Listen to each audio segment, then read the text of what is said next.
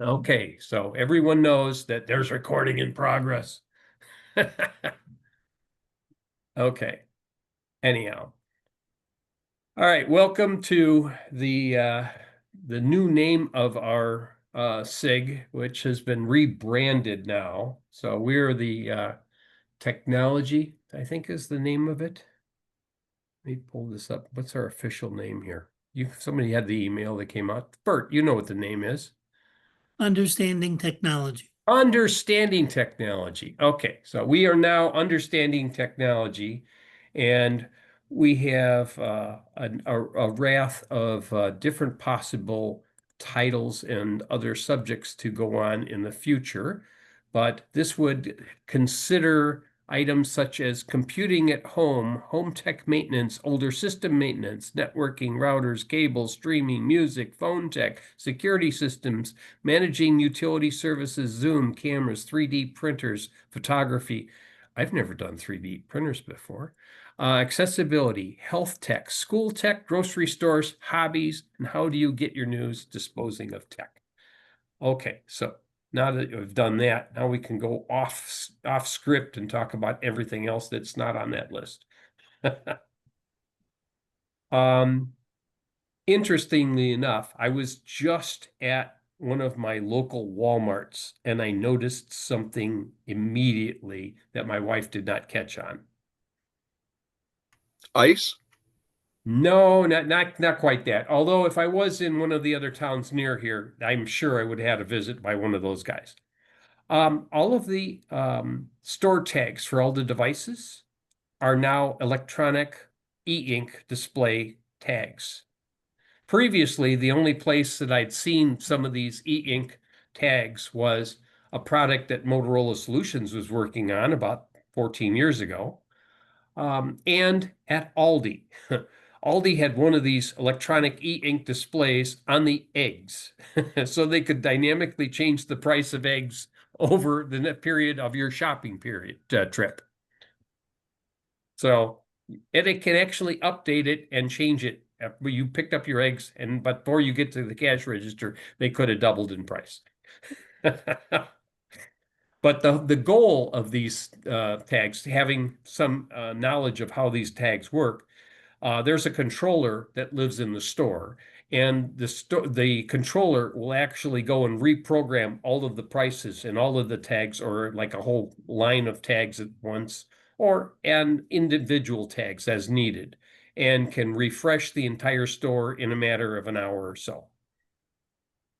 So that the goal is to reduce the amount of time spent in changing prices on product so that if they want to be more competitive, oh, somebody's got a lower price than us. Because what is Walmart's slogan? Low prices, always low prices. Well, if somebody's got a lower price than them, they can match that price and they can put it on their shelf. But that means you might need to take pictures of everything you buy so that if it changes by the time you get to the front register, you can say, no, no, no, it was $4.95.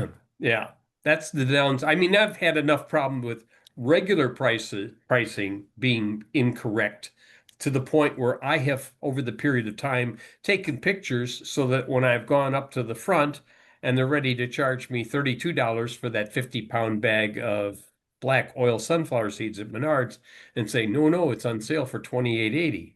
Here, I'll show you the picture. Oh, no problem. And they enter it. So there are a number of things like that that you can do. Let me position this a little bit so my significant other is not on camera. Yes. All right. Do this. Yeah.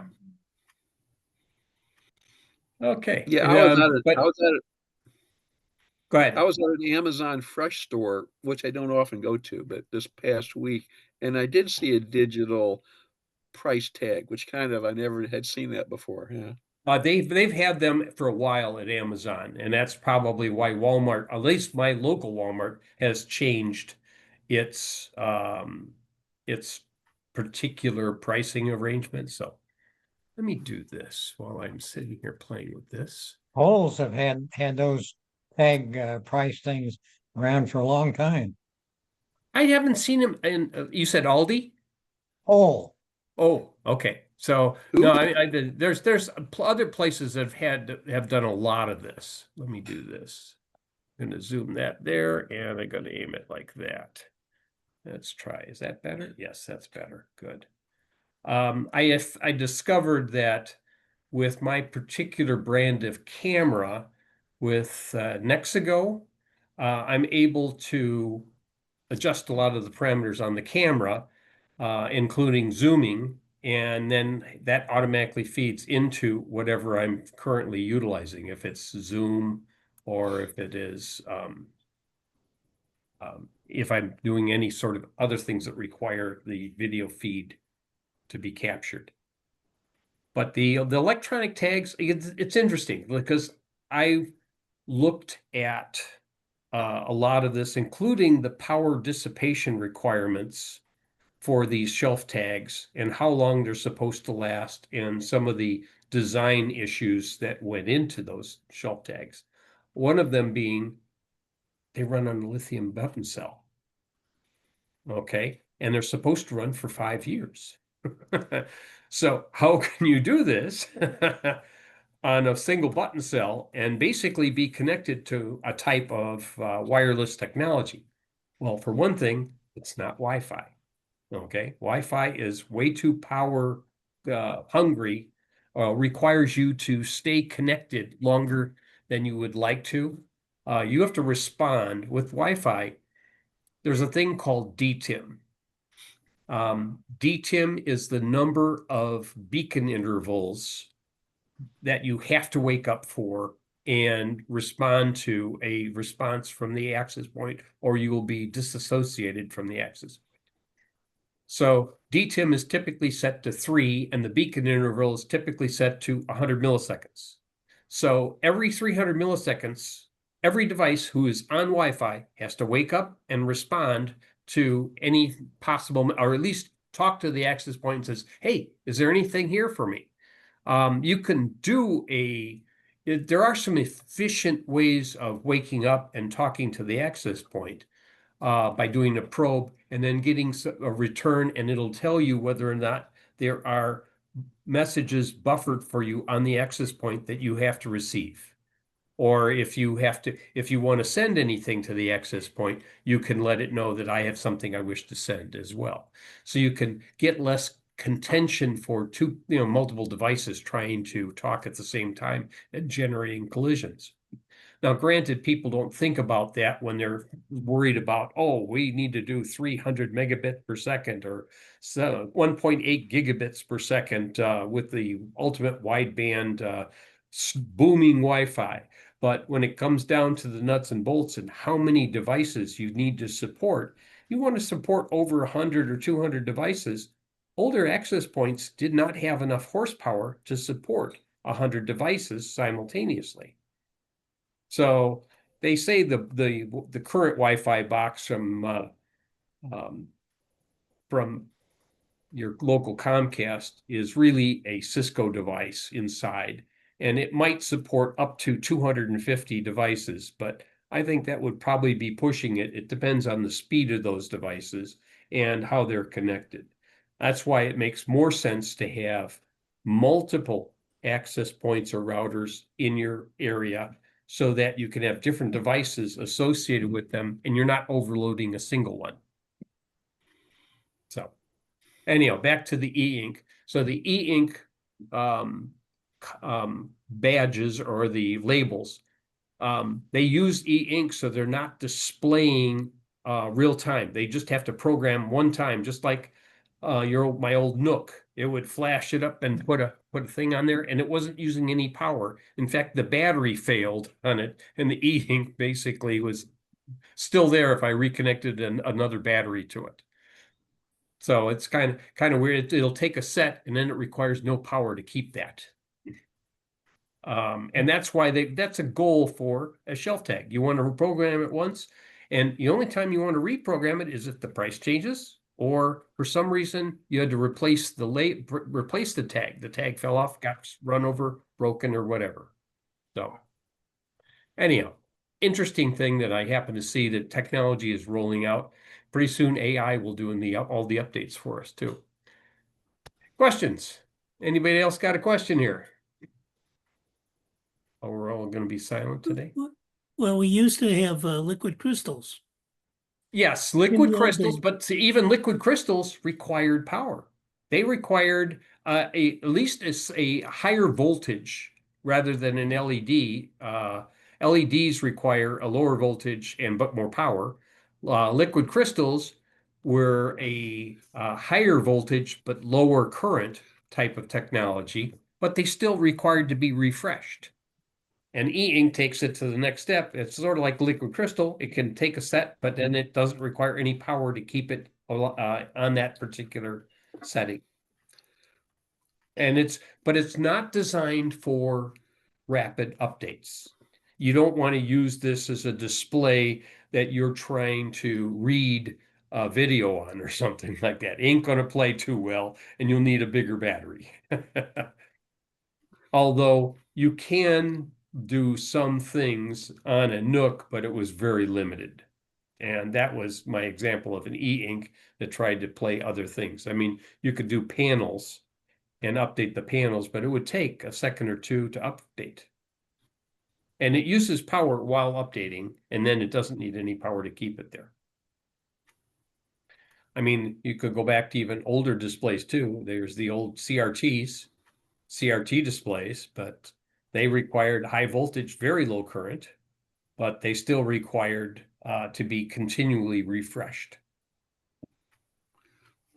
Let's see, I think I'm not sure if I still have a laptop that has a liquid crystal display or not. I had a 286 years ago that had only liquid crystal. That was it. Yes, Dennis. I'm half of your speech is cutting out. I don't have no volume, so I'm going to log off. Look for me to sign No, it's back not. in It's again. probably not you. My wife just used the microwave behind me, and it can interfere. Well, it's been doing it for several minutes, though. Yeah, and she ran it for a couple minutes. Is it breaking up now? Not at all? Well, I'll Dennis, wait. If you see me leave at some point, then look for me to log back in. But I'll stay for a while. Dennis, you're breaking up a little bit from time to time as Okay. well. I think it's your Wi-Fi. Okay. Yeah. I'm going to log out and log back in. Okay. Meanwhile, are we ready for another topic? Yes, we can. Wayne, Dennis, did you bring a topic? Well, I've got an old HP OfficeJet printer that I want to get rid of.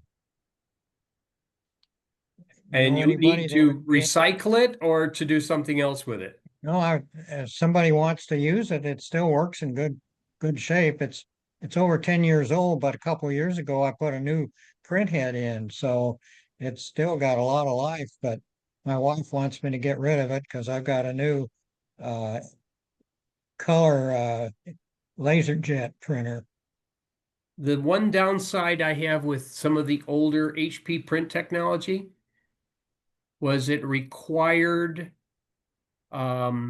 specific HP refill cartridges. Right. And if you tried to refill them yourself, there was a date stamp on them. Yeah. And if you tried to if you tried to work around that date stamp, it would basically the printer would not accept it. And if you can't buy new ones anymore, Yeah, I can still get new cartridges for this. I haven't been able to get I've got some of my last HP 4000 toner cartridges that are coming that I had ordered and I'm using up, but I get about 15,000 sheets of paper through one of my HP toner cartridges before it gives up the ghost. But they're not being manufactured anymore. And somebody has found stock or somewheres of original HP cartridges in some warehouse somewheres, and they were unloading them for $75 a piece. These are the 951 ink cartridges. Okay. Have to look up and see whether or not they are trying to go out or not. Some of those were recycled, so to speak, where people refilled them. Yes. Yes, and then if they got I don't know if that one had the date stamp or not. It might be too old to have the date stamp in it. 10 years, they might already have been doing that. They may have. We had, if you have a commercial laser printer like a Canon image runner, the problem you run into the commercial laser printers are you might be able to continue to get the device to work, but the larger ones required maintenance. And if you had to contract with Canon for maintenance, it ends up costing you more than a new printer with the same capabilities. So a 40 page per minute printer would cost you over $500 a month to keep it under maintenance. And if you had let the maintenance lapse, they would have to do a full preventive maintenance cycle at your cost to put it under contract for maintenance. If you and you could buy toner cartridges, and you could buy the the used toner receptacles as well, and they're available. But at some point in time, you have issues with the drum and it needs to be cleaned or maintained or something. And after the 5 years, you got to start looking into those kinds of things. In our case, we got as far as about 7 years. About 7 or 8 years, you get to the point where the printer's not been maintained for a year or two. Time to get a new printer. And the way they would work it out, you would lease a printer, and they would lease it for 63 months. Okay, well, it's just a little over 5 years. And the cost was like $100 less than just maintaining the old printer. And they took away your old printer, and at the end of the lease cycle, you own the printer. So it's like buying a new printer on time. Okay, but it worked out, so that instead of $500, you're paying $380 or $360 a month. I mean, if you're in a business that requires printing and color print, and you get so many. The nice thing about the lease part works out. You contract for a fixed number of black and white and number color copies per month. And your copier will automatically send this to them via its interface because it's network attached. So it's connected to your network. If you go over it, it costs you so much a copy for color, so much a copy for black and white. But within that amount that you've contracted for, they supply everything but paper. So they send you new toner cartridges. They send you new the ink reservoirs when they're to collect the toner, the used toner. They said they'll put a new drum in the process, the machine for you. Any of that stuff you need, it's covered under that maintenance. So that's the trade-off. So you have an old HP printer. You could, we don't have a thing on our website yet that allows us to post things for other users. Do you have anything like No. that, Bert? No, Not yet. it's not in the plan exactly. Well, it's a way of users helping users. Somebody needs a printer. Hey, I got you a printer. Come get it. Well, we just got the website barely working now, so I was surprised to see it functioning better than the last time I logged into it. so that took a long time. Yes. So who's maintaining our website now? Sanford does it, and sometimes he needs help. Okay. Just curious. I was wondering on some of those things because I haven't explored it, but if there is a flaw on anything that I look at, I will usually find it. It's done in WordPress, so Yeah. people have to know how to use that. Yeah, it's a talent that many people have. So, All right, other questions? Any other topics we need to, Bob, you had your hand up earlier, didn't you? Yeah, I do have something. Tim, I sent out an email that referenced a video on YouTube in Okay. which the guy was ranting and raging that Intel was dropping support for 11th through 14th generation processors, that they weren't providing any more graphics driver updates. Not exactly what Intel said. They Okay. are demoting the Iris and that generation of integrated graphics to legacy support. So gaming, well, gamers should not have been using them to begin with, Yeah. but gaming support is no longer there. Day zero updates no longer there. Regular monthly driver updates won't be happening anymore. But if there is a security issue, if there is something critical that affects performance, like it no longer works with Windows' latest updates, then Intel would probably issue some kind of an update. So legacy support really basically means they're taking away the ARC features, and they are just doing basic graphics the way they're, the way integrated graphics are supposed to be. Right. So it's not the sky is falling or anything, and they're not So he abandoning the basically took it issues. out of context and says, well, but nobody was using that for gaming to speak of anyway. I mean, that's Yeah, your basic graphics that comes with lower end machines. If you yeah, wanted something higher end, you put your own graphics card in there, and then you suffered with all of the beta release of the month club or the week yeah. and tried to find one that didn't blow up your computer. That's right. Or literally blew it up because it sucked so much power out of it. Yeah. I only want to be notified if there's something really serious going on. Like I had a RAM stick go bad and had to replace RAM this week in Ooh. my tower. It wasn't that expensive, but it's dual channel DDR4, and so it was an over the 100, but under whatever. Not a disaster. But anyway, graphics.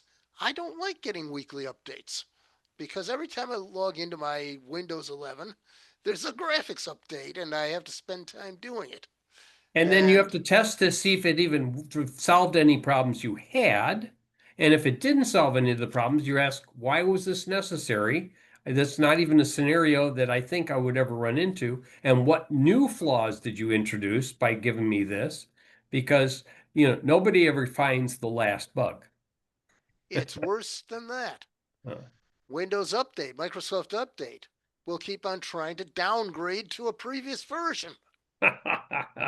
And then I have to go into PowerShell because they don't have WU show hide anymore.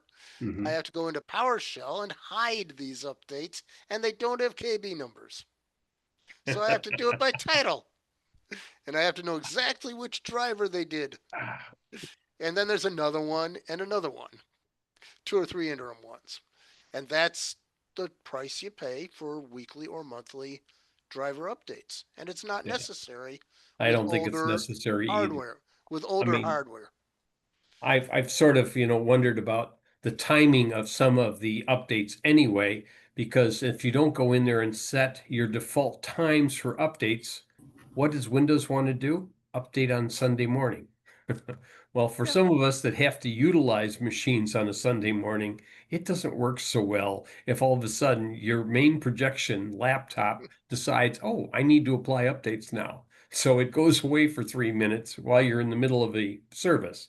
That happened recently for us. Ever have your Comcast gateway do that while you're trying to work? Yeah, most of the time though, Comcast will target that for around midnight. But if you're online at midnight, boop, midnight to 3 a.m. is when I've seen Yep. those happen. 2 Or a.m. I was doing something. I was trying to prepare a presentation, and all of a sudden I had to take a little break. Mm. But anyway, it would have been worse if it had been a Windows update. It would have rebooted. I could have lost Your some work. your Comcast though, you don't have the backup of the 5G big gateway at all, do you? They are trying to push people that direction. I am remaining with landline phone, and if I want to put in the battery backup, I have to supply 6 lantern batteries, and you know, it's really old-fashioned stuff. But I I want it that way. Because I want a landline phone. The one that Comcast offered us for my church as an oh, this is part of your package. You can have it for free.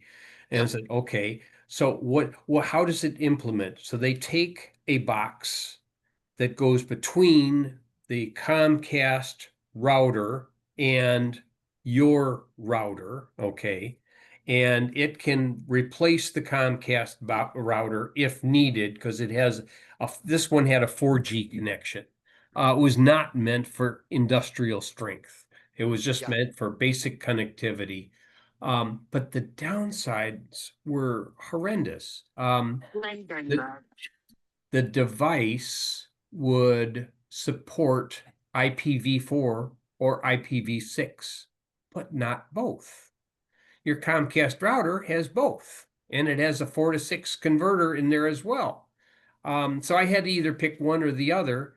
I almost was in the process of trying to interface on because we had another router after these two routers, after the Comcast gateway and this other router. I had a Cisco RV320, which has multiple inputs.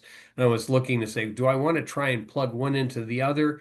And then I found out, well, what is the bandwidth that they allow you to use when you're in backup mode? Oh, it's nowhere near the speeds of your 25 or 50 megabits per second. You're basically sub 2 megabit. And I think, well, that's useless. What am I going to do if somebody's trying to download anything? I can't do a Zoom link over it. So we said, hasta la, bye bye. I said, here, I'm going to send this back to you. Take it off my account. I don't need it. Yeah. What they're doing now is Comcast has their own 5G wireless network now for their mobile stuff, and they're trying to entice people to go there. So you've got a certain amount of a certain level of service that's included with most plans. I so that can be used also for the 5G backup. 5G backup could probably get you into a Zoom meeting, but you'd be chewing through a lot of bandwidth, and eventually you'd have to upgrade your service, Yeah. your cell service. Yeah. Speaking of other Comcast enhancements, how many people who have Comcast .net addresses have been offered the chance to move to Yahoo? I'm on Comcast, but haven't been offered to. Oh, it's coming soon. If you haven't gotten it yet, you got the email warning you, and then I got 4 or 5 spam messages that tried to mimic that if they were Comcast getting ready to convert you, and they really weren't from Comcast. And I finally got the real thing on one of my accounts, and I switched it over, but then I realized the downside of it. Okay. The downside is if you already have a Yahoo account, what happens when you go and click on a web page and it tries to activate Yahoo Mail? It's going to activate your account. Yeah. And with your login, not the one that has the Comcast.net address. So I had to put the Yahoo on a different Google a different user in my Chrome browser. So I switched it to one of my alternate backup accounts and attached the Yahoo to that. So now if I want to read my email on that, I have to go in switch to a different Gmail account or a different Gmail user, which is similar to my main one, but a different one where I can then run Yahoo, and then Yahoo will remember, oh, this is the Edward Keating at Comcast.net. You just load Thunderbird and put both emails into Thunderbird. Oh, I could put all of them into a common reader, but I like to keep some of that stuff separate because you usually run into the problem is when I send an email, am I going to always tell it which email address to use, or is it going to default? And the problem I ran into in the past when I tried to do with a common reader, or you could do it with Outlook too, but setting which is the sender based on the email source. And if you send them the other address, then they get confused and say, oh, you're really over at this address instead of that address. Which address should I use? That's the downside of running into those. I've got 10 email accounts. I never have that problem. Well, as long as you're always sending from the common ones. I mean, the problem I had with Thunderbird, and a friend of mine does use Thunderbird, is he would run into issues with it, and he had multiple emails as well. So come to think of it, but the Thunderbird support for a while wavered. They weren't sure what they were going to do with Thunderbird. It said people were going to support it or not, because he got some messages that said, we're thinking about, because he didn't pay for anything. It was all he just used. But the question is, who's going to maintain the code base on this? If the guy wants to leave, I think there's somebody else that's maintaining it now, correct? No, there's a Thunderbird project. In fact, they just in the last year absorbed another open source project, created very poorly a Thunderbird for Android that I would recommend people stay away from. There's an Android email app called K9 that I've been using for many years, and they bought or absorbed K9 and created Thunderbird for Android based on K9, only they ruined it in the process.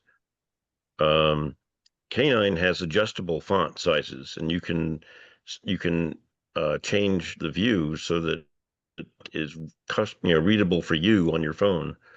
And that particular feature didn't make it into the Thunderbird version of K9.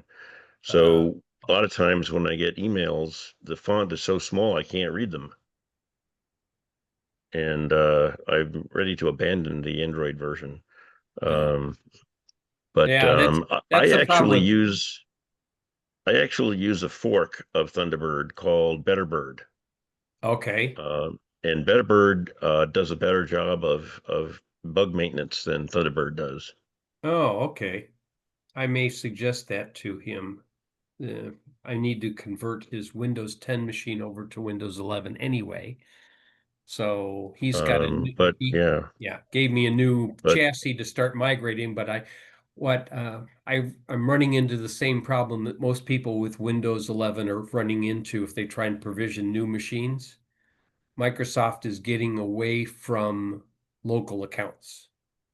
Oh, they're getting aggressive about it. Yeah, they're getting to the point where if you don't want to have a Microsoft account, then don't use Windows 11. Not quite, but they're just about close to saying that. So they take advantage of every time somebody comes up with a workaround for installing it with a local account, they viciously try and get around it and block it. Yeah. They really want you to have that account. So you came from Thunderbird. Did you originally use Pegasus? No. Never used Pegasus, man.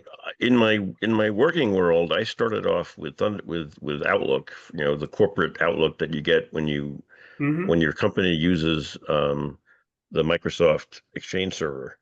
And then Outlook, I never, as a non-employee of a company that has it for me, I chose not to purchase the commercial Outlook. And Outlook has gotten worse over the decades. I've heard people, I had a good friend of mine here in Florida that converted off of Outlook onto Thunderbird about a month ago because he got sick and tired of all the bugs and crashing and just the instability of Outlook. But I use the Betterbird is made in Europe. And it's the founder of Betterbird is a former Mozilla employee who left the company to start Betterbird, and they have a more regular bug fix release cycle than Thunderbird does. Okay. And I ran into a problem. I bought a Chromebook a couple of years ago, and I installed the optional Linux container on it. And I installed Thunderbird because I use it, everywhere else. And I discovered that in the Chrome version of Debian, it's a Debian version of Linux, Yeah. and for whatever reason, um, you were unable to install extensions. Thunderbird has extensions and add-ins almost like a browser does. Yeah. And there's a store where you can pick and choose which extensions you want to load. And there was a bug in the software that prevented you from clicking the OK button. So you would say, I want this extension, and then it would say, click OK to continue, but you couldn't. It didn't respond. Yes. And then you had no choice but to terminate the app and start over. And it took Thunderbird almost 2 years to fix the bug, which they Yeah. actually recently did do. But I got so frustrated with it. I said, and somebody had told me about Betterbird, but I had never used it. And I sent an email to tech support at Betterbird and said, hey, I'm a Thunderbird user and we've got this bug on the Chromebook. Is there anything that you can do about it? And I got an email back from support. I didn't know at the time. I do now know that it was from the founder.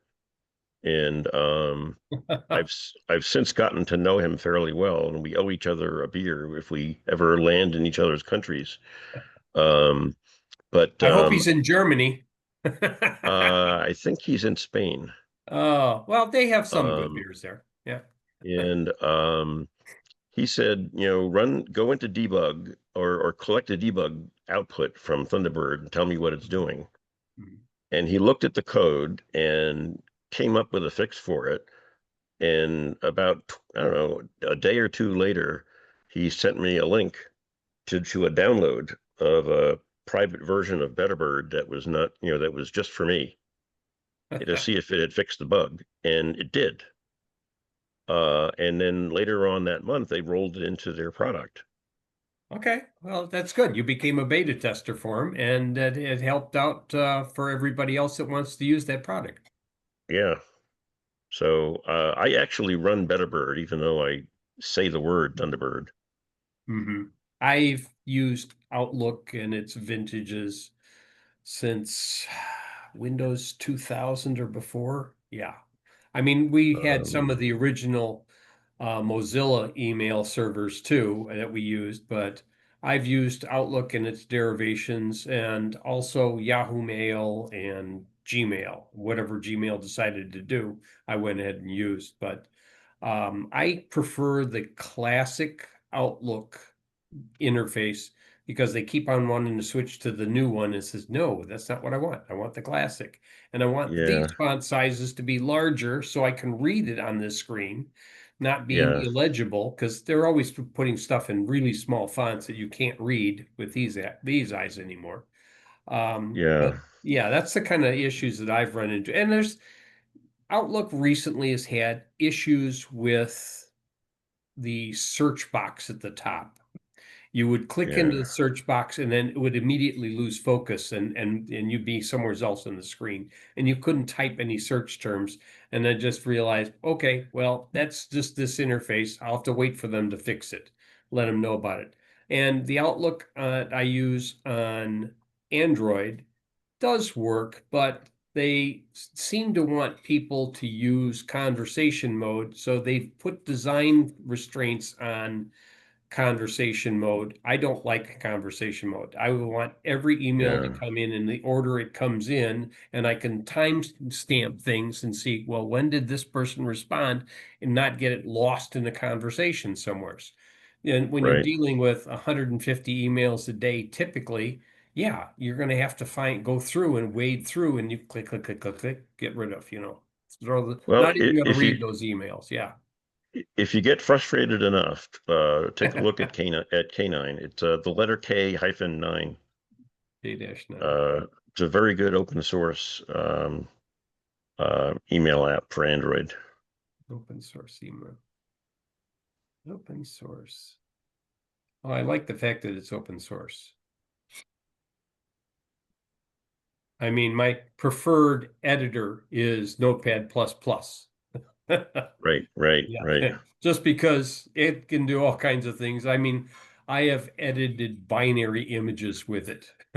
Throw it into hex mode, find the thing I want to change it, write it back out again. Good, done.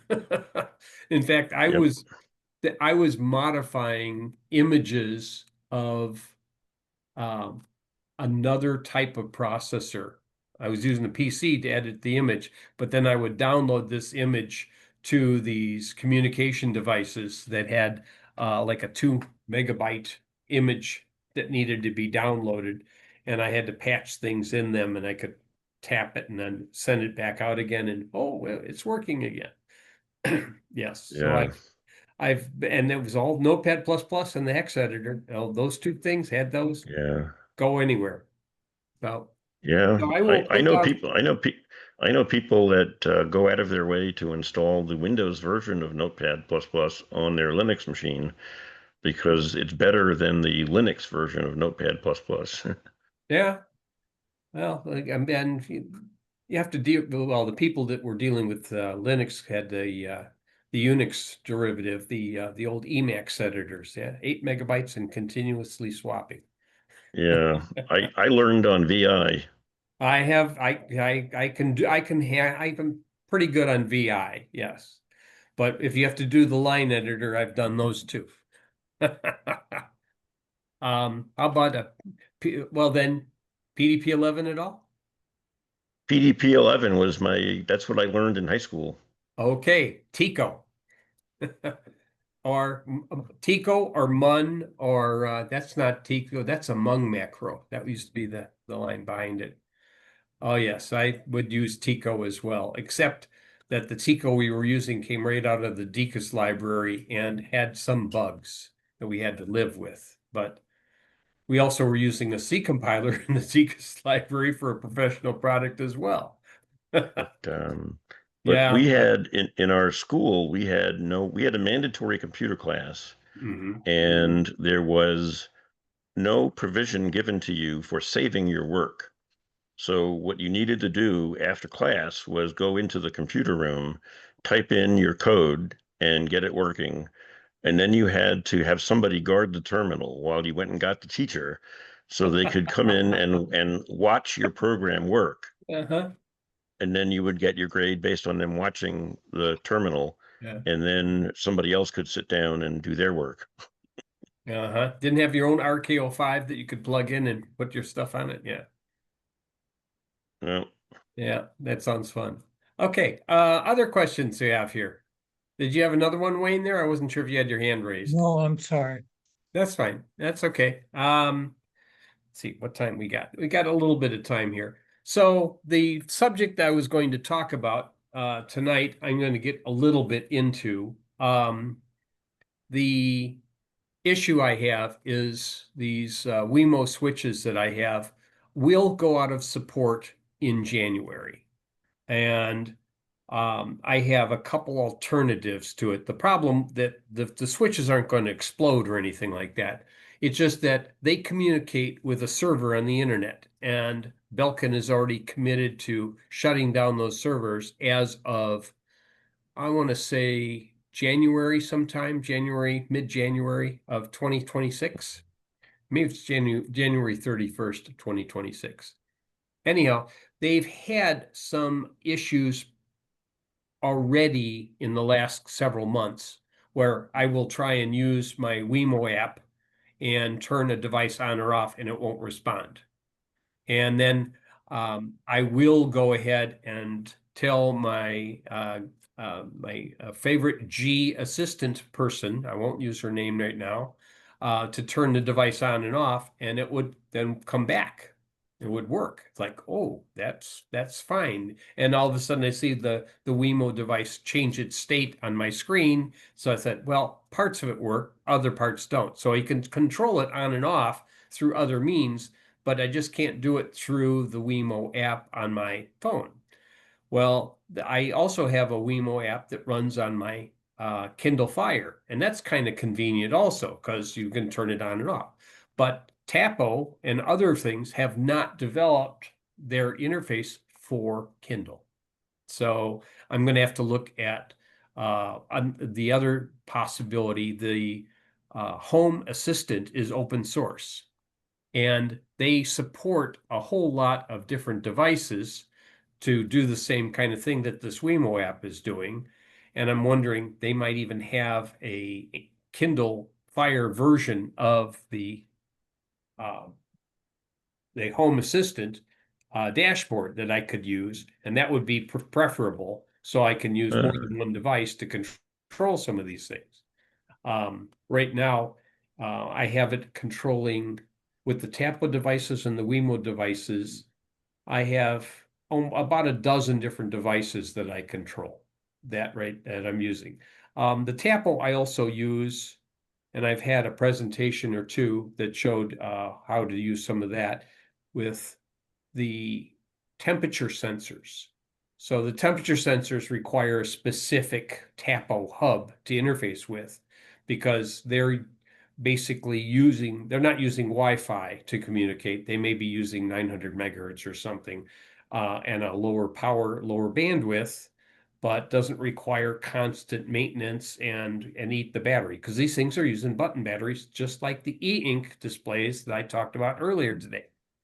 So they use a different interface to communicate with a hub, and the hub is connected via Wi-Fi or via Ethernet, and it can connect and do the same functions to my phone, and I can't control it from the Kindle, but I can tell the Kindle to turn things on and off, or ask it what is the temperature of a particular room, and it will be able to interrogate it and tell me about it. So I have a voice interface to it. I just don't have a screen dashboard that I can control on the Kindle. But on the Android, it has no problem of displaying all this. And I've gotten into the convenience of being able to, when we have had cool nights and warm days, being able to put a number of fans in windows, set them up to automatically turn off at a particular time in the morning when I know the temperatures are going to start rising, and cool the whole house down, and basically save from using the air conditioner like the entire month of September. So I finally got one of those nice little letters, the emails that you get from ComEd that says, oh, here's your electrical usage for the last month. Guess what? You are ahead of your efficient neighbors. So I'm on the other side of the efficient neighbors. Most of this time I've been in the middle between the two. You're not quite the super efficient, but you're not the typical user either. You're somewhere just a little bit more than the efficient. Well, I got on the other side of the efficient users because I wasn't using the air conditioner. And the air conditioner, yeah, that sucker kicks on. I got 4,500 watts just all of a sudden out of nowhere. I do monitor the electric power with a different device. I have a rainforest automation display monitor that hooks up to my power meter outside, basically through Zigbee. So, or Zigbee, or you've heard Z-Wave or Zigbee. Zigbee actually operates on 2.4 gigahertz and shares the band with the 2.4 Wi-Fi, but it has a different type of communication. So when they put in the smart meter, I noticed when I was doing a lot of Wi-Fi testing at home with multiple devices, I noticed some interference showing up on channel 6. Or in my devices that were configured to use channel 6 or 7 in that area. I thought it looked like a packet of 3,000 bytes, which is way too big. You can't have a packet more than 1,500 bytes before it has to segment it, break it up into pieces. How can I have a 3,000 byte packet? And then I realized, oh, it's the Zigbee. It looks like it's a 3,000 byte packet when in fact it's just it's this long of a packet. It's just at a different modulation, and it couldn't quite determine what it was. So Wireshark guessed it was a 3,000 byte packet with a corrupted checksum on it. But that's one of the other things that tells me how much power I'm using all the time with all of my devices that are plugged in. And I have more than my fair share of devices that are vampire drawing power all over my house. Probably have a power supply that's plugged in the basement that's been there for the last 30 years. Okay, but yes, I haven't used it. It's a transformer based. It's not a super efficient thing, and it's a 5-volt power supply, but I haven't gotten around to unplugging it. One of these days, though, I may do so. Anyhow, since it's getting close, I will go ahead and see if I can do my presentation here. Let's see if I got it here. Yes, I do. And then we can ask questions about it as well. Okay. All right, let's hope this is the right one. Getting started with the Home Assistant. Okay, good. Let me move this over a little bit.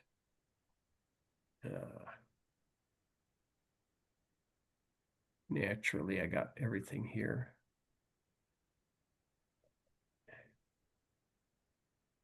There. Okay, good. Okay. Here, let me do that. I need to get the Zoom window from sharing where it is sharing. There we go. Good. All right. Part of the problem I run into. Okay. And let's clean that up a little bit too. Good. Everyone can see it okay? Okay. Yep.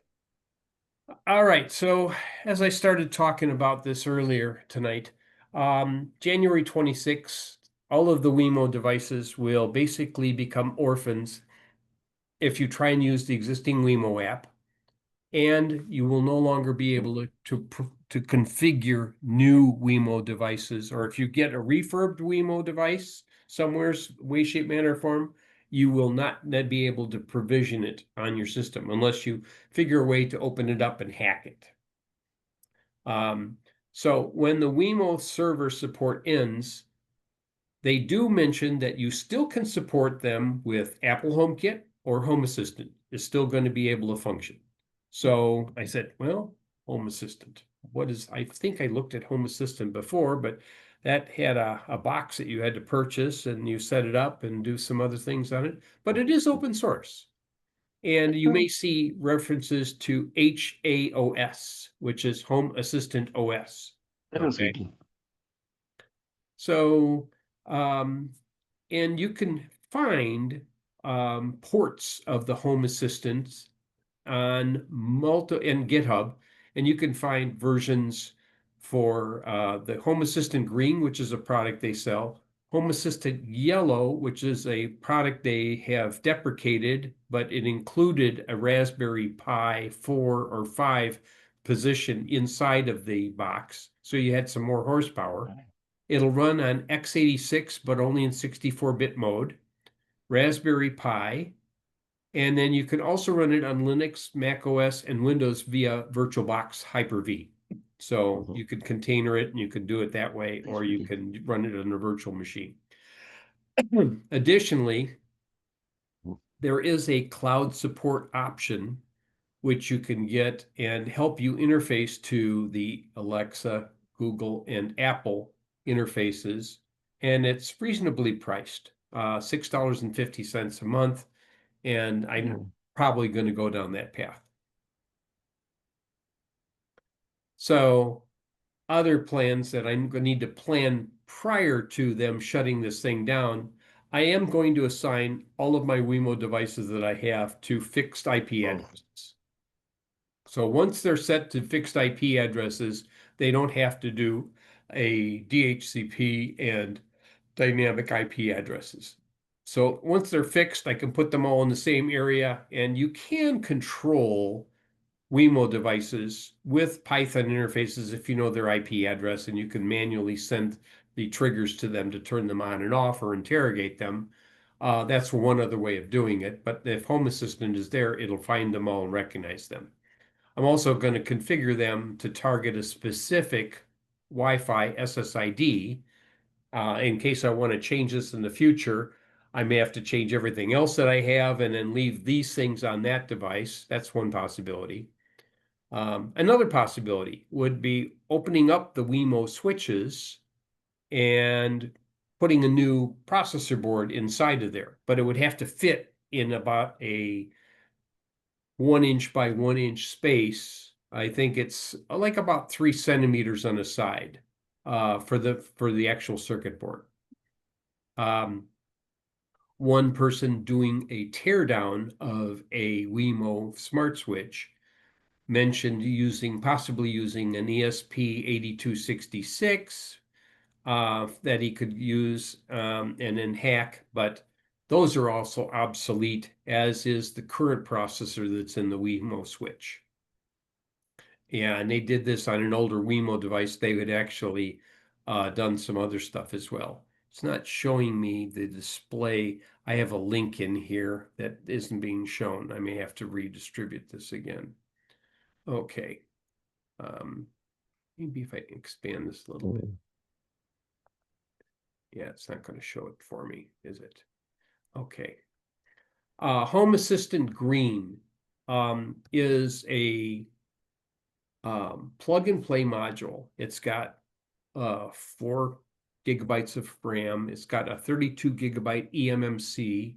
It's quad core ARM processor, gigabit Ethernet connection. Sounds pretty much like a Raspberry Pi 4. Okay, not quite. 12 volt 1 amp power supply. Raspberry Pi like to run on 5 volts. So this is a 12 volt 1 amp power supply. It's got an aluminum heat sink on it, has a pair of USB ports on it. Also has a this is it's a quad core ARM Cortex A55 CPU. That may be brother of like I said, a Raspberry Pi. It's the Rock Chip brand. 4 gigabytes of LP DDR4X, which is the real low power version. Optionally, it can support a CR2032, but I'm not sure where exactly they would place that. I think I can see it inside of here where it would be placed. That would power the real-time clock chip during an internet or power outage. The nice thing about it is 40.3. standard energy use is 1.7 watts, and when it's operating, 3 watts. And the USB ports together can dissipate 2 amps at 5 volts. So then that's going to use more power in that 12 volt then, I'm sure. It does have an HDMI port, but it's only for diagnostics, and an SD card that can be used for recovery. And that's a picture of what it looks like. This is what it also looks like, because I happened to order one. And the nice thing about it is, if you order one of these things on Amazon, they have a supply of these things locally here, so they can deliver it the same day in my neck of the woods. So even though it is made in the People's Republic of China, we do have supplies available local. And Amazon had the same day shipping, so I ordered it and boom, it showed up here. In fact, it showed up so close to the time of this meeting, I haven't even plugged it in yet. I've taken it out of the box, and that's about as far as I've done. It has a gigabit Ethernet, which is no problem for me having wired Ethernet, because I prefer wired for some of my wireless controllers. And it doesn't have any wireless radios, although you could probably put a wireless dongle in here and run things off a wireless dongle, but you always take a chance with the wireless Wi-Fi adapters not being robust enough to run, and the drivers are somewhat buggy, as we were talking about some of the drivers on video cards. That also handles to Wi-Fi adapters as well. You can add an adapter to support Z-Wave devices. And remember, I mentioned Zigbee earlier in the presentation tonight. Zigbee operates in the 2.4 gigahertz band. Z-Wave uses the 902 megahertz band. It is a lower bandwidth, but it is a less congested, and it has a better penetration into other areas of your house. So if you need to control something at the corner of your yard, a Z-Wave device could easily be controlled, and it uses much less power than using Wi-Fi. But again, you're only using it for, I'm going to control a light at that distance, or I'm going to check to see whether or not the mailbox was opened and closed. Tell me if the switch contacts changed and somebody put something in the mailbox. The Home Assistant Yellow is a device that has been deprecated. There are still some out there, and some people are still selling these things on eBay. So you may find one around. You can plug in your own Raspberry Pi compute module 4 or 5, and as the same other interfaces on it, gigabit, Ethernet, Zigbee module can be added as well. But they've taken, this had more power than the green did, but they've deprecated it because there wasn't that much call for it, I think. And then you had to have the Raspberry Pi compute module as well, and not everyone had the compute module. Compute module would plug onto a standard Raspberry Pi. Okay, you can use a dedicated PC. It has to be a 64-bit capable CPU, and it has to have UEFI and secure boot disabled. So it has UEFI and it has secure boot disabled. So not both of them disabled. The image you would put in there is called HAOS, and that's used on the target hardware.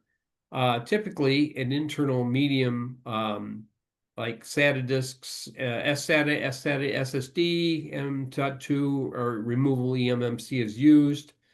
They don't suggest using a USB connected SSD.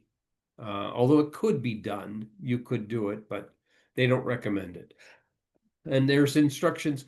They have a very nice set of web pages out there on the homeassistant.io installation. There's a raft of information that's available on there, linking you to other sources of some of the different downloads and the capabilities.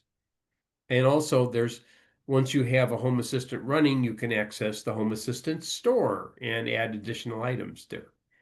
So you can even do it via Linux on VirtualBox if you don't want. The Home Assistant OS is close to a stripped down Linux, but it's not the same thing as a full-fledged Linux. So you don't have everything available. But if you have a minimum of 2 gigabytes of RAM, 32 gigabytes of storage, and a dual processor, you can go ahead and install it and use it on VirtualBox. But there are some things that the VirtualBox implementation doesn't support that the native OS does support. Okay, and that this is a link to I'll show you the picture of what it looks like. So if you have it under a native HAOS, you have all these capabilities. If you don't, you're missing the add-ons and you're missing the one-click updates. The add-ons are things you can add to the base image, and that's why it's harder to do adding to the base image in a virtual OS. They just haven't designed for it. It's easier for them not to have to support it. What can you do with Home Assistant? Basically, everything you could do with the native devices. You can automations, all kinds of automations exist. Turning on lights at sunset, off at a specific time. You want to respond to a motion trigger on another device, it's in there. Look on the Home Assistant Docs automation and you'll see pages and pages of what you can do. Dashboards. Dashboards let you show the status of all these different devices at home. There's an interactive demo that I will fire up in a bit, and you'll be able to see what that looks like. So they actually have a web page that just looks like a dashboard and lets you do things. Integrations, things that you can integrate with the Home Assistant, and most of these things come through the store. Blueprints. Blueprint is their way of describing scripts that you can set up for multiple devices to share the same logic. And then being able to back it up. choosing where to back it up, and you can back it up. If you have the cloud subscription, you can back it up to the cloud. Okay, so let me go ahead and I'm going to stop this share. Okay, and then I'm going to go over here and I'm going to minimize this. Good. Cut this down a little bit so I can find my desktop. Good. All right. And pull up that.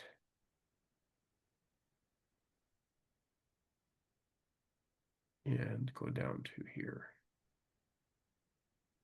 Here is what the dashboard will look like.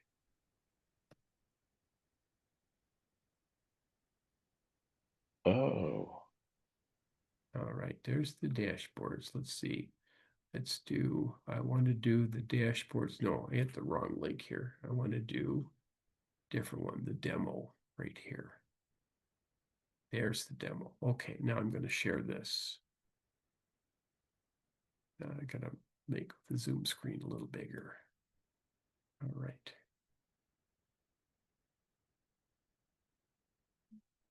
All right. Okay, so this is a demo of the dashboard that you can play with and you can make changes to. You can move things up and down. So you can see where all of the lamps are either on full brightness or partial brightness, whether a window shutter is open or closed. Different lights can be turned on and off, turn it on. And this is a simulator that's running, a simulated dashboard. So I'm not turning off somebody's lights somewhere unless they're in another country. The one thing I do know, it is in another country because it's showing the temperatures in Celsius. Okay. But this is what the Home Assistant dashboard can do for you. And when I started seeing some of these kinds of things, and it's something that's an open source project, I said, this might be a possibility, might be a very interesting thing. So I just said, that sounds, if it'll work here in this window, I probably can also bring it up on a window on a Silk browser. So I'm thinking, at least if I don't have a Kindle interface, I may be able to cobble together something and access it the same way through a web interface. So that's there. And then I had one other thing that I wanted to show. All right. Yes, good. And let's pause you a second and find the share. I'm gonna do a quick video where we tear down a Wemo Wi-Fi outlet. These plug into just a normal, 110 volt socket. You connect. This is the same switch that I have. Okay. And it basically allows me to, it'll show you what the inside looks like. It up through the. Can everyone see this? Okay. Then you can turn your lights or fan or some type of load up to about 15 amps. There's the model number right there, F7CO63. These are pretty sweet, actually. When I was going through my, my smart home setup, I picked up one of these because they were inexpensive at the time, and I like how it wouldn't block both outlets on the wall. I did find that the eTech City ones that I currently use are cheaper and as good, if not a little better in some ways. So I stopped using this one, and I've been kicking it around. So before I pass it on to someone else, I figured let's open it up and see what's going on. Now, as usual, there's some type of weird screw. They're using one of those triangle security screws. So we'll use a triangle security bit. The eTech City that he references on here is also obsolete as well. I will skip ahead on some of this so that you can see the insides. Firmware So he clipped off the bed and then he's asked to There's unsolder it. some firmware running. Oops, excuse me. That emulates use for the ESP8266. I know that firmware works quite well. I've used it a few times. Now you can see this circuit board, that's the processor circuit board.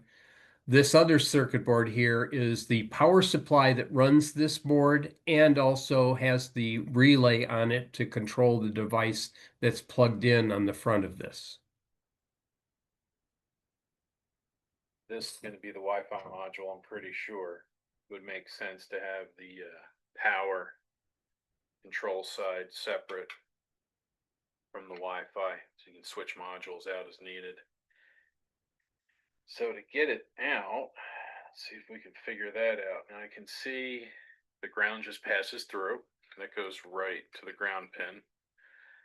And then your hot and neutral, or out, left out, this is line out, probably load out maybe, are these two.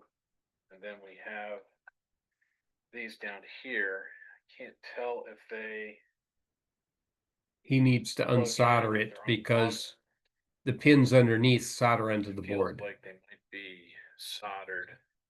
Well, they're not in line, but they're not too far down, so it wouldn't be hard to have the pins moved, bent.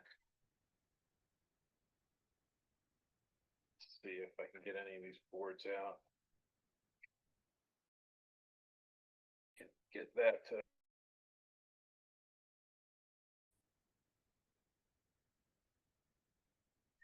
see, let me get under here.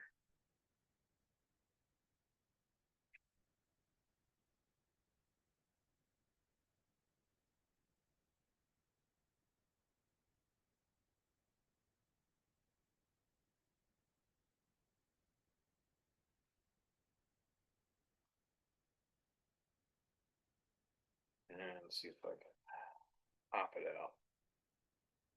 Trying to get it past those pins right there need to come out. Probably supposed to take the whole thing out, but oops. Bent that pin just a little bit. Oh, 2 pins. Just a little bit. There we go. So there we go. Here's the Wi-Fi module. So now you can see the Wi-Fi module that's actually used to control it. And one option would be to replace this Wi-Fi module with another Wi-Fi module and still use the switch however I wish. The one thing you don't see on here is there's no obvious section on here where you see any RS-232 or command line interface position, unless it's on one of these unused pin like Berg holders, like you would put Berg holders on and then interface to those. There are probably ports on this MediaTek chip that lets you connect to other devices. Maybe it was only used for programming and initial testing.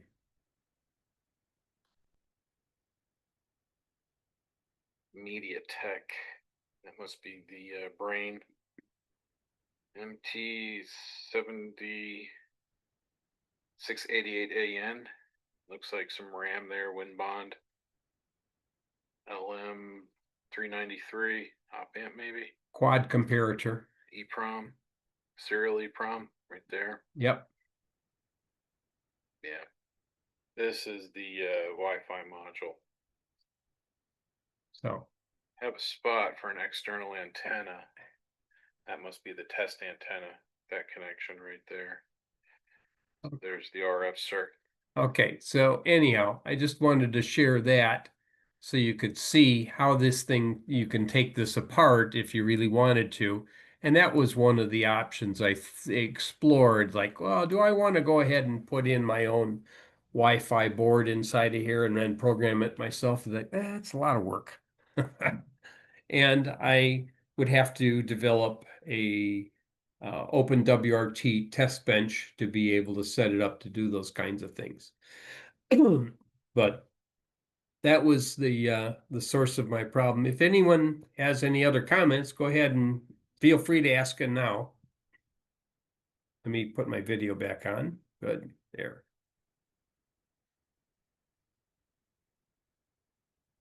Everyone else going to run out and get a Home Assistant now too?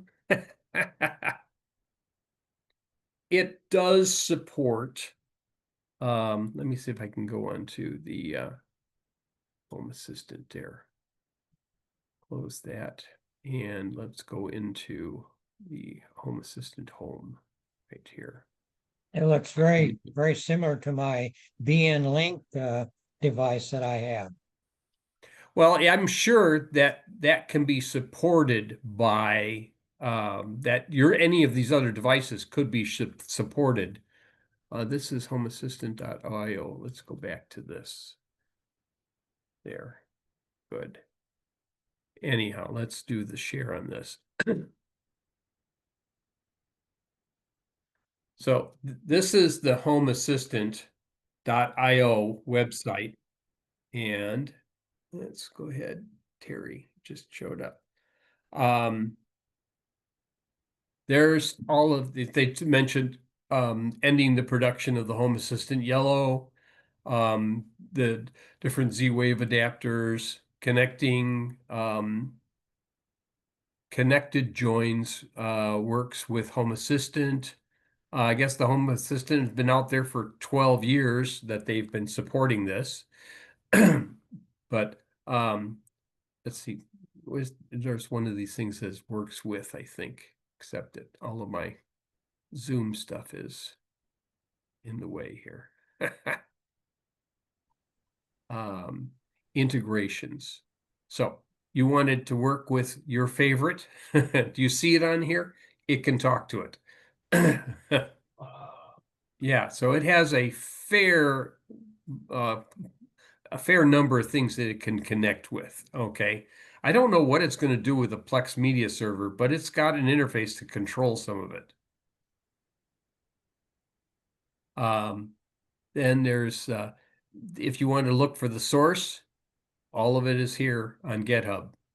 So GitHub has different areas: the core, the front end, operating system, supervisor, Home Assistant for developers, and the Home Assistant IDL user documentation. Like I said, there's a lot of stuff out here. You could, let's see, documentation, voice assistance. There's how to get them set up. They do recommend for some of this stuff being able to subscribe to this a web interface, a cloud interface. So to help them support these devices that basically you buy the machine, but the Home Assistant code is basically open source, you have to subscribe to the cloud implementation. And like I said, that is like, depending on what you need to do with it, that can be very relatively inexpensive, $65 a year for that. See if I can pull that one up. Cloud. I have to go back and look for it. There. Cloud. Remote access. Okay, Home Assistant Cloud. Okay, so if you want to use the Home Assistant remote access, and you can use it supports VPNs, port forwarding if you want to do it that way, remote URLs. The cloud is going to point to you the support interface so that you can, like I said, subscribe to it, use it for backup as well. Your ideas are as good as your imagination. So anyhow, I've started looking into this. I probably will have more than one other presentation as this becomes more, as I get it fired up, and I can relay some of the things I found or issues I've discovered with it and go from there. But the price of the green was relatively reasonable, about the same price as you would pay for a mini PC of this size. I think it was like about $149 plus a couple of other things for tax and title and shipping and whatever.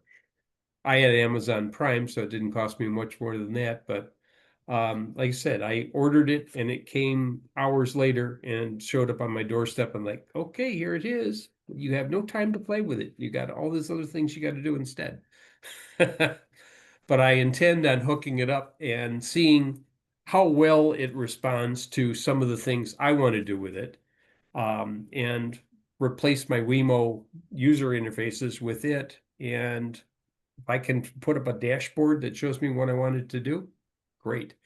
Some of the stuff I would show, except to show the store, you have to have a working home assistant up and running because the store actually exists as a web page on your home assistant.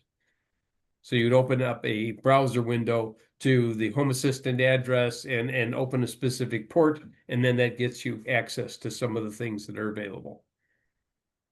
So hopefully I find this works out very well and I go further with it, then and I can keep all those Wemo devices up and running. Any questions? No silence. Okay, well, that's what I have had for tonight. I have some additional stuff if you're interested in looking at it. Let's see, FCC OET. At one point in time, I did have, or I do have some stuff, being able to activate specific Wemo devices using curl, the Linux curl utility, and or like they could use it as a Python interface to support some of those things as well. But curl could support some of that. There is open source available for the Wemo devices. It is about a 300 megabyte zip file. And you can see that it's an open WRT. Unfortunately, as far as I've looked into the source of this, I have yet to discover the server names that they have configured on these devices on who they're talking to. I did start to explore some of the devices that are out there. There are a couple of addresses that will respond on an Amazon server, Amazon host, that appears that that's what my Wemo devices may be talking to. But then I said, well, do I want to try and mimic the server and then forward the stuff and do it internally here? Or do I just want to find a device that's going to support the local devices? Hence the Home Assistant. And that's why I went forward with that. Let's pull up this. All right. And FCCOET. All right. Let's close that. Let's open this.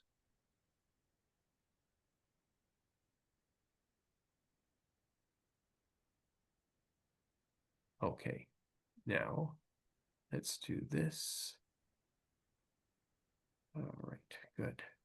Share this one. Okay, good. All right, so this is what that little chip, the board looked like. Okay.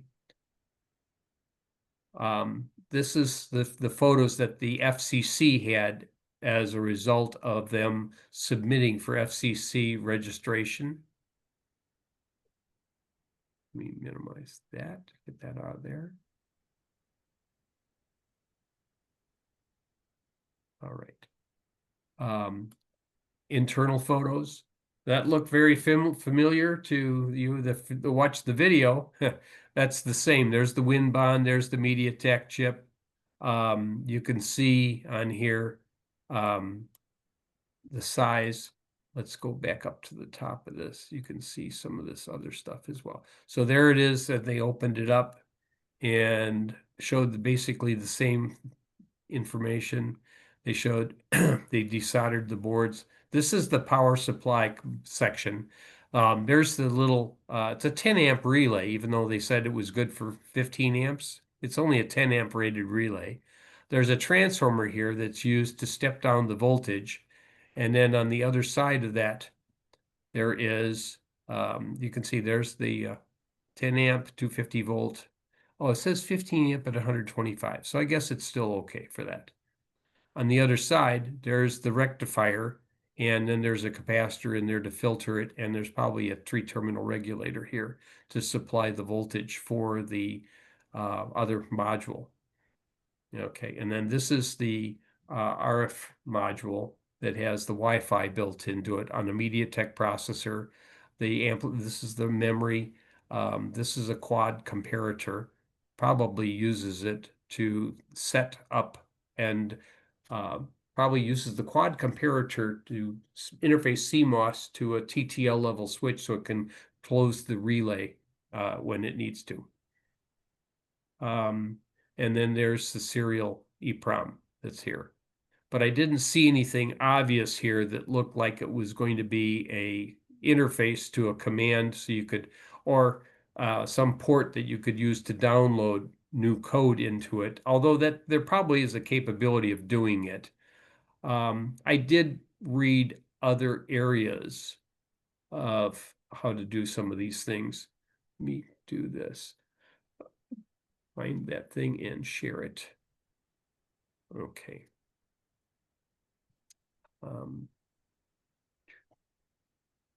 Not the one I want. There's chat interface. Thank you. All right.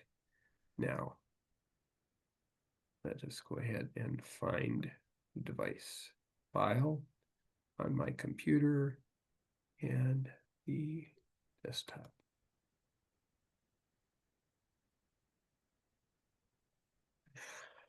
Excuse me. Home Assistant.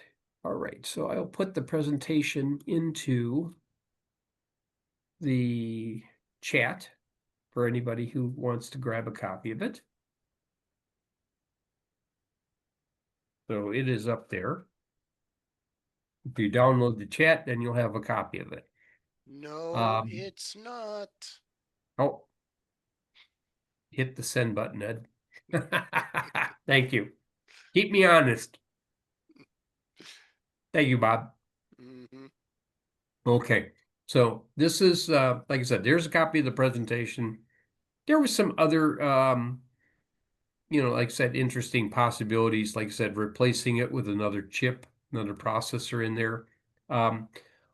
They were talking about on the older Wemo switches that there are several Hackaday things that talked about how they replaced the Wi-Fi module on the older Wemo switches. And they mentioned that when they designed the flash memory usage, they had an A side and a B side.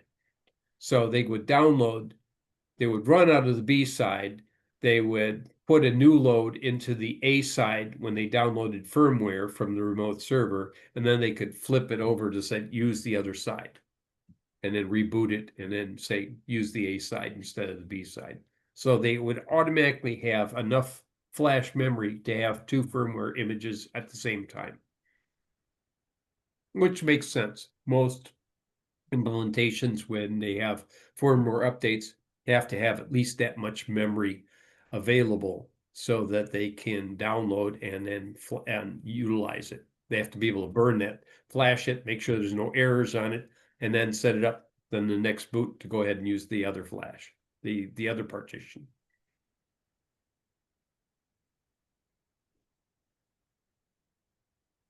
Okay.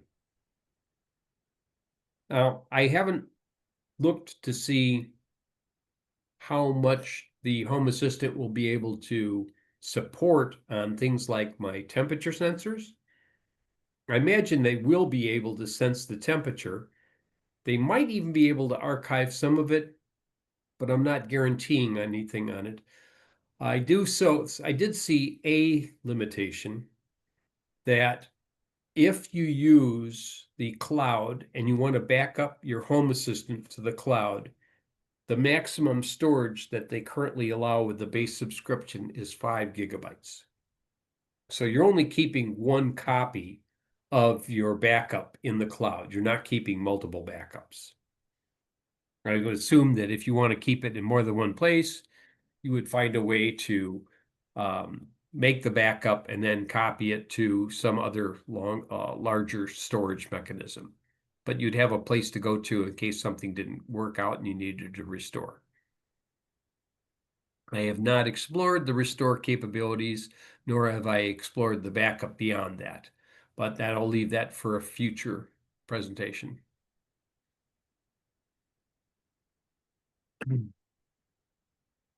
Now, has anyone given any thought as to any other presentations that they would like to see in the coming months?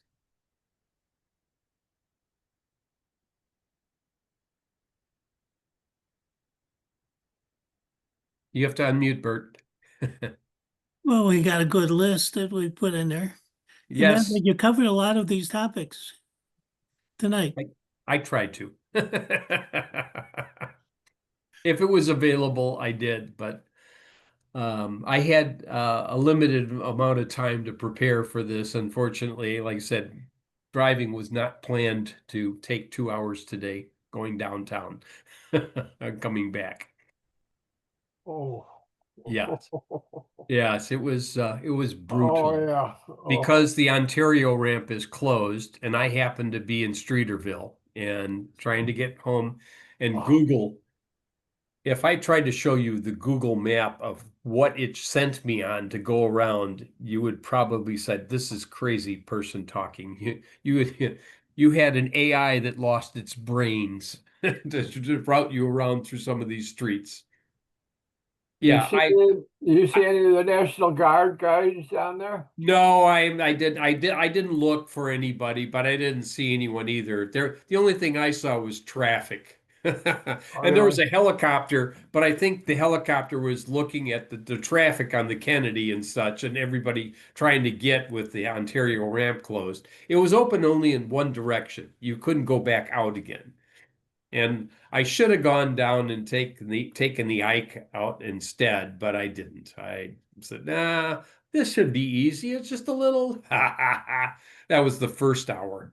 And as I got onto the express lanes finally, and I'm thinking, do I want to go back to the Kennedy and sit in traffic? No, just took the Edens all the way up. You had people that work down in the loop, and they said it's a zoo down there, you know. Oh, it is. It's absolutely almost always is a zoo. Every time I go down there, there's traffic all over the place, and it's ridiculous. But they're doing construction, and they're doing construction all over the place. It's just like they can't get done with some of this stuff, and they go and break something else. But they do have. I did hear something. Since they took Walgreens private. Now they're going to take all those people that moved into the old post office and they're going to move them back out to Northbrook. Well, yeah, and they had a big, huge building on Lake Cook Road there. You know, they got a whole, you know, that's all empty. That whole Walgreens. Oh, they were. There was a bunch of backhoes and stuff down there, and major things. A lot of that got raised. I think there's one building left that Really? used to be part of the Walgreens there that they may be leaving alone. I don't know. There was like 3 big buildings on there, all next to each other, whatever. Oh, there was a massive section. So I don't know what Walgreens' plans are going forward, but we'll see how that works out. Yeah. So, like I said, I will play with this coming month and see how much more I get it to work or not work or whatever. But definitely going to be interesting, and hopefully I can just hook this thing up and everything switches over. Dennis. Possible topics. Okay.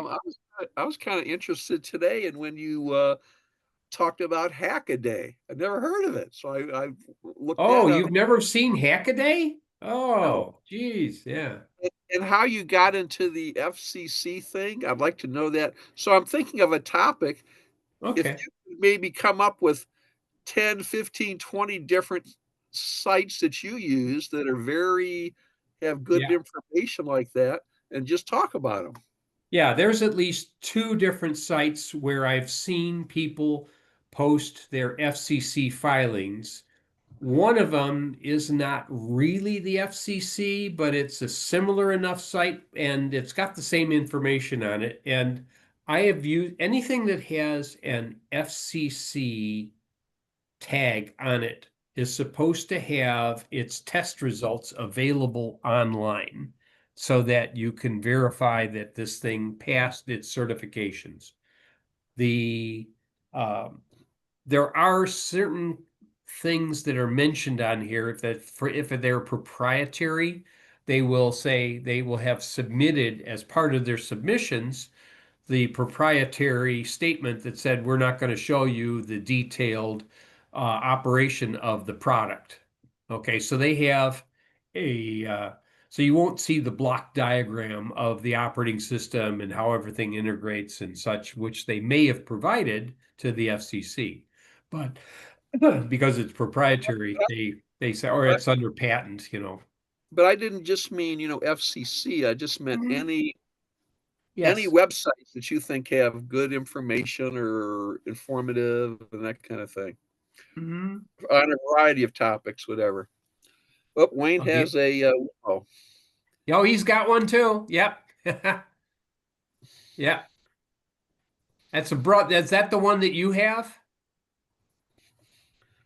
Yeah, it keeps on cutting out with your background.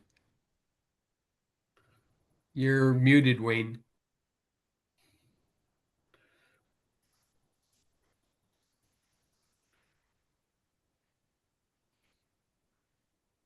you're muted, Wayne. Yeah, there he does. Click. All right. Yes. BN link. Yes. Well, there's an FCC on that BN link that you can, yeah. I don't think it'll let me, yeah. Basically, it's using almost the same type of setup that the Wemo has, but there's like about 5 or 6 similar manufactured devices that are all probably being made out of People's Republic of China that have the similar setup. It says Intertech, I think, on here. Well, Intertech is the people that make Intertech is the name of the big conglomerate that does timers. They've done that for years. Timers and switches. So, yeah. And here's what I don't know if this shows up very good or not. Yeah, that's your dashboard that runs on Android. That's a dashboard. This is an app on my phone that and this works on Wi-Fi. Yes. BN link. Let's do. I used that in place of my X10. I used to have X10. My brother was really big into X10. He had all kinds of X10 stuff lying around his house that we had to throw into a 40-yard dumpster. And you know how, if you've ever seen a 40-yard dumpster, you will realize how impressive it is. That Wow. it's a standard length dumpster, but it's 12 feet high. And we filled it all overflowing. Yes. Okay, BN link timers and outlets. Yes.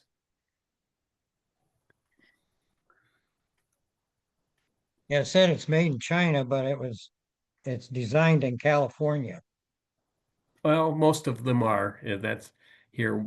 BN link Wi-Fi outlets. Okay, let's see if I can see. 4-pack. Yeah, they're about the same price as the Around $8, I think it was. yeah, they're close to that. Yes. Let's see if I can. I got them on Amazon. Uh-huh. Well, And I Amazon also, sells all kinds of them. That's why I thought the Tapo would also Yeah. be similar to that too. BN Link also has a timer on for the light switch Mhm. that's actually works on the timer, as your time changes or your sunset and Yeah, so it sunrise. also, you can set it up to do basically sunset. And whatever time you have set, it basically said, okay, I will handle that. And it will automatically handle time changes for you. Yes, Right, that's something that is in, like, it should be in the home assistant stuff. That's part of the automations section right. that would be in there. Yeah, I don't think it's going to tell me. It's not going to show me a picture of the back so I can look at their FCC ID on there. Oh, it looks almost the same design too. Yeah.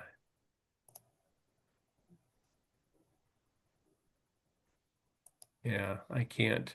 It won't, like I said, they won't show me the FCC ID on there. If I did, I could go look it up and then said, oh, let's see what it looks like. Oh, here we go. There's a manual. Can pull a manual down, see what I can see on it. Yes. All right. Oh, yeah, I gotta magnify it.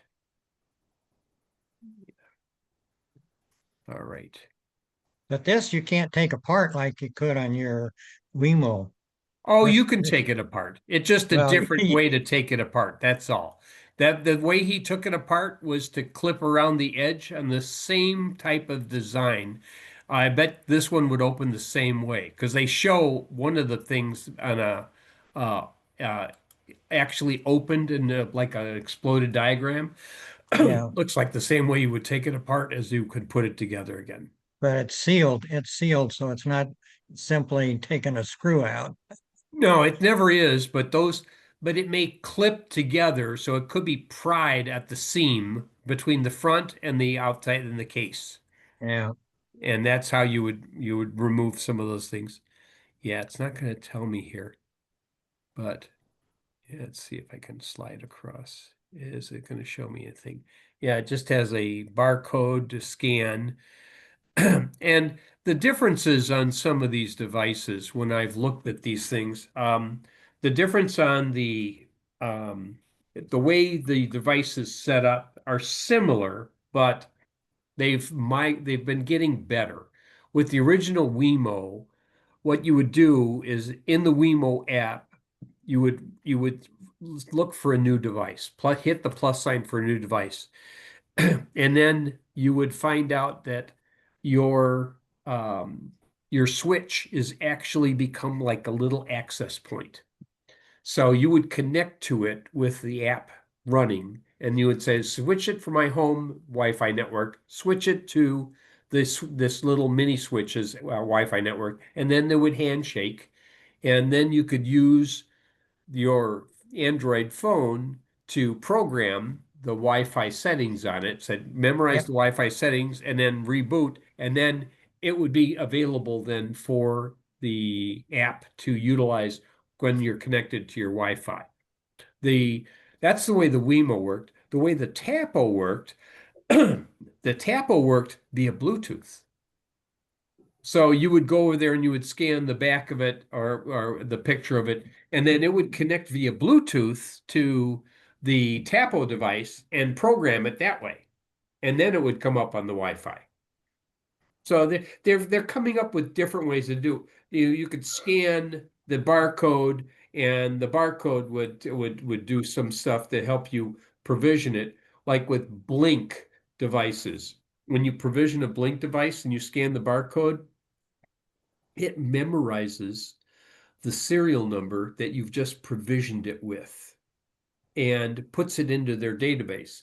So if you were to take somebody's Blink camera off of their house and you take it home and you try and provision it and put it on your system, it wouldn't let you do it because it says, oh, but that serial number is used on somebody else's system. You cannot use that serial number. So that's one way they keep things that are outside from walking away. Nobody else can use them again. You could take them away from the person that had them, but if you try to use them yourself, it's not going to work. But a lot of them are using this 2D barcode to help you set up and provision the thing. So I will, yeah, the OET lookup on FCC would be a good one, and I can show how I will take an FCC ID and then look it up, so I can do that. Yeah, that sounds good. And Mhm. there's other, I mean, the way I search for some of these things could also help. Just the search that I had looked for to look up some of these things. Reprogramming Wemo FC7063 switch with custom firmware. Okay, so I typed that into Google, and then Google said, "Yeah, not going to probably do it. It'll probably be highly technical, but show more."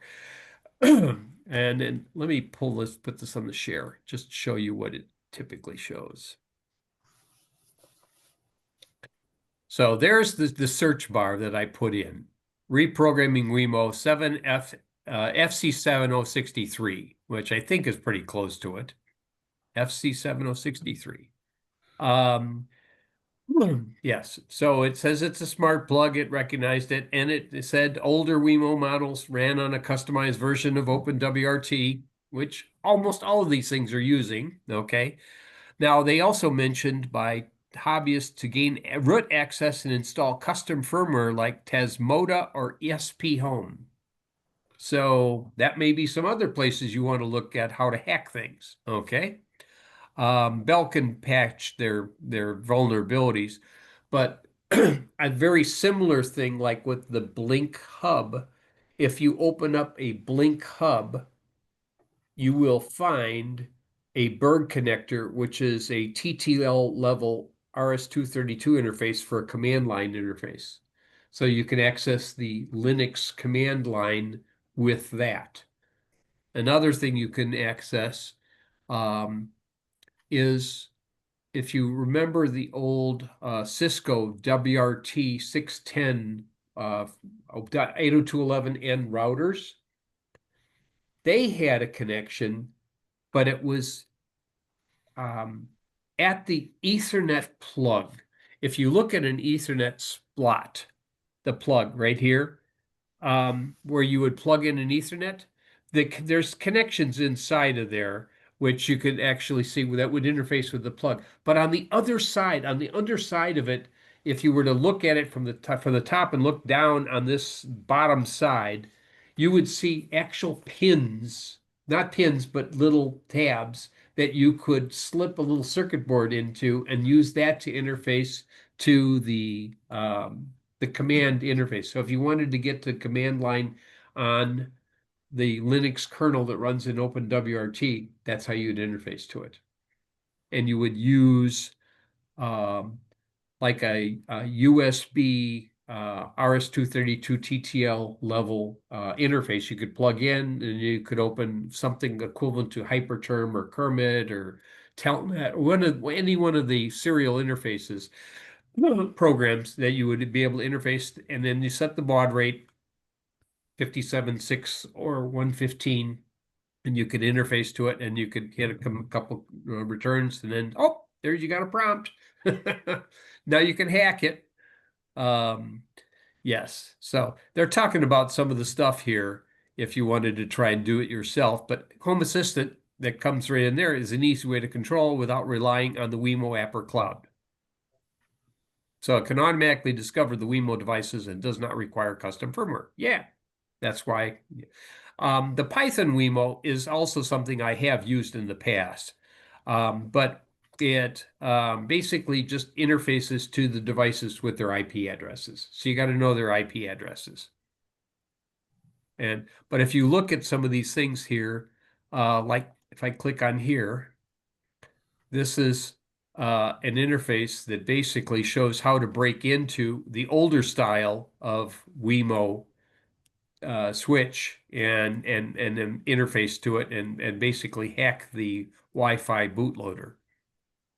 But that's another possibility. So that's on the older device. And no, that's possibility. And they talk about how the bootloader works and U-boot, all that good stuff.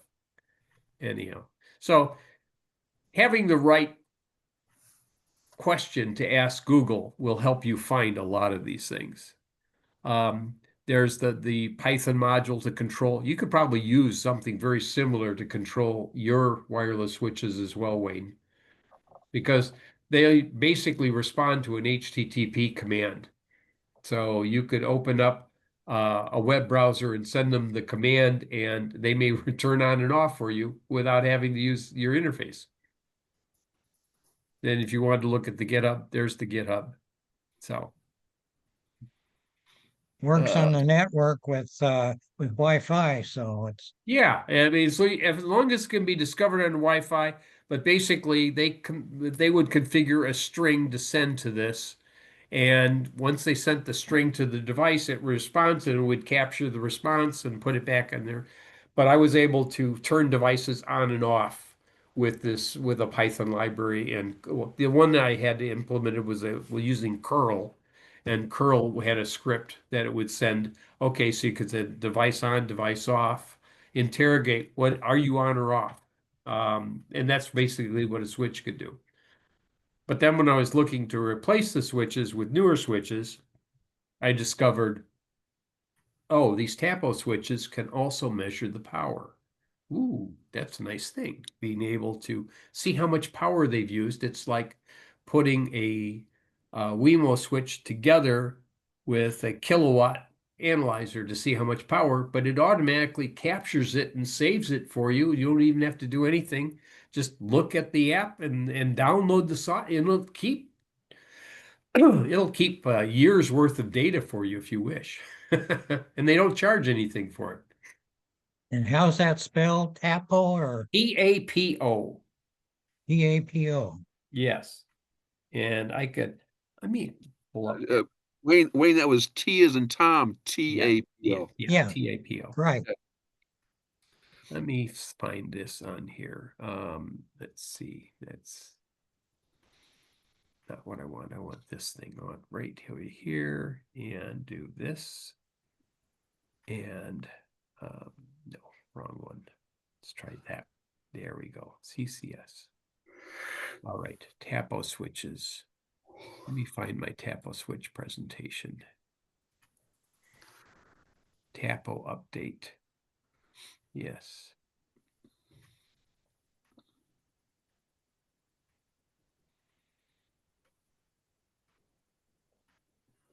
All right, let's get on that page, and now I can hit the share. All right, this is what the tapo interface screens look like. There's 3 copies of the screen. So the first thing, this is the dashboard of tapo, is the first one. So you can see different places and their temp and the temperature. Here's what the energy monitoring shows. So when you click on the energy monitoring on one of these switches, you can see what its power utilization was over the past 24 hours. And you can also see what is, so you can use energy usage or you can click on power. So this is the power that actually was used. And if you read it here, it says, okay, here's how many watts it was. Now it's using less than 1. But you can see what it was using in the past. And this is a 20-inch box fan. So on high, it only used 74 watts. But my old Hunter used 200 watts. But I didn't know that until I started looking at some of these things. Oh, yeah, I can use a more efficient fan here. And it can show the power usage and such, the energy monitoring and power. And then this is the high, 177 watts it uses on high. But it moves a lot of air. Okay, if you're trying to, but the thing that was significant about this was the fact that I could actually see on my temperature sensors, watching the temperature go down in an upstairs bedroom that just had the window open because all the air is coming in from downstairs and blowing through the entire house. And I could see how much time it took to cool down that room from downstairs and how much fans. So I figured out in less than an hour, I am circulating all the air out of this room and replacing it with stuff from outside if I have these fans running on high.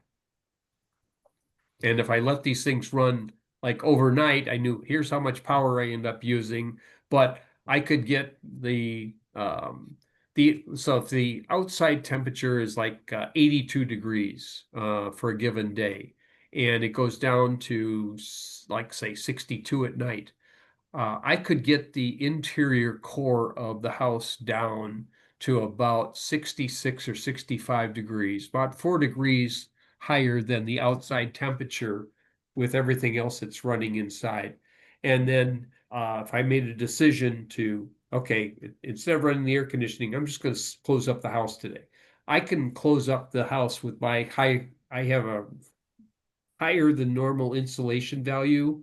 When I built this house 40 years ago, I added a lot of additional insulation options. So it can go to 85 or 86 outside, and the maximum temperature it'll get to inside may only be 78 until way late in the afternoon, like 5 o'clock in the afternoon would be the typical time that I would have to maybe turn on the air conditioner if I was upstairs. But if it gets cool at night, I just open the windows again, turn the fans on, and runs right out. It does help that I also have a skylight upstairs that I can open to help push all the heat out. When you initially, at the beginning of the meeting, said you had a Hunter fan, I was Yes, thinking I was thinking ceiling fan. I didn't realize they made a box fan. So they made box fans before they made the ceiling fan as well. Yes. if you had a ceiling fan, would you be able to measure that too somehow or no? You could, but it's the what a ceiling fan does. I mean, I can measure the power a ceiling fan consumes, but it's not pulling in air from outside. It's just circulating the air inside. Sometimes I'll just leave those running almost all the time when I'm trying to do cooling of the house, just to help the air circulate and even the temperature. When I use the ceiling fans in the upstairs bedrooms, it pulls the air off of the ceiling, okay, and then helps it go out out the window. It's blowing out through the fans and is able to be exhausted. Otherwise, you get stratification. If you were to measure with a wire, like a infrared thermometer, measure at the top of the wall, middle of the wall, bottom of the wall, in a room that doesn't have air circulation going on, you might see a 10-degree difference between Wow. the top and the bottom. So you want to position your thermostats in the middle of the room if you're trying to get the average temperature of the room. And the Okay. same thing, when you look at your outside doors in the winter, you measure the surface of the door on the inside up at eye level, and it's one temperature. But if you go down to the threshold where there's a crack and air can come through, you'll find the temperature near the floor could be close to freezing, and you might see ice there that's not melting. Ice melts above 32. If you see ice, then that temperature is going to be 32 or below. But yeah, like I said, knowledge is power. If you understand something, then you can control something. So anyhow, I see that we've come to the end of our meeting. Thank you very much for joining. I'm going to stop the recording here. Yes, I'm going to stop.